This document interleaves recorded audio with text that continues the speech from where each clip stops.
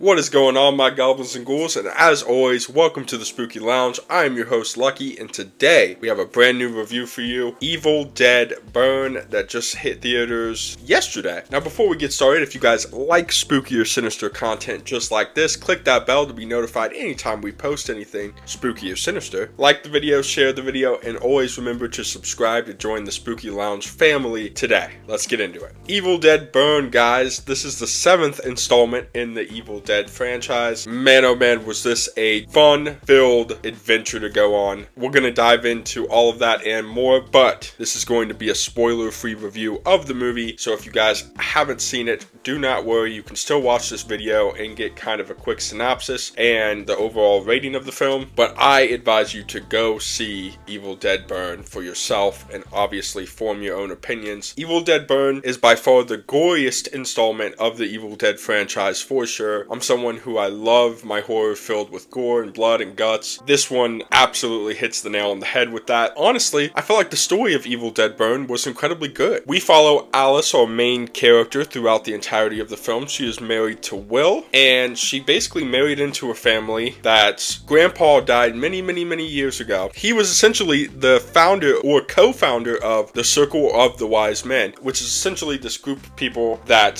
found the Book of the Dead. They were able to come up with a way to kill off the demons or send them back to hell, the Deadites, if you will. They created a dagger to basically kill them. That is kind of where we pick up in this film. Alice is on the rocks with her husband Will. Will's younger brother Joseph seems to be a writer, and he is working on a book about his grandfather. The mom and dad of these two boys are very reserved and kind of standoffish, especially after someone dies in the opening probably 15 minutes. I won't spoil who that is. They're portrayed as very standoffish. They don't like Alice a whole lot. Once this character, who shall not be named, passes, is when everything kind of goes haywire in this film. What I didn't love is I felt like the pacing at times was a little bit rocky. There were some instances where not a whole lot was happening throughout this film. We weren't getting context to certain things. A little bit choppy in this film. It's about an hour and 51 minutes.